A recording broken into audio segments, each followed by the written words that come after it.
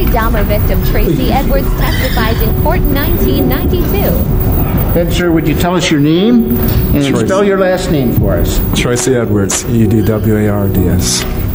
Mr. Edwards, you're going to ask you to speak up very loudly into the microphone. I would like to know in what state do you reside at the present time? Louisiana. And how old are you, sir? 32. 32? And you are single? Yes. You were in Milwaukee, Wisconsin on July the 22nd, 1991? Yes. And at or about that time, on that late afternoon, did you have occasion to see a person that you knew at that time or subsequently learned was a fellow by the name of Jeffrey Dahmer? Yes. And you know that Mr. Dahmer you're speaking about is the defendant in this case to my right, correct? Yes. And that made a record I show the identification.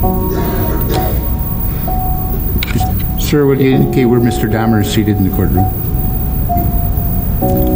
It's over there. Right in the middle between my two associates? Yeah.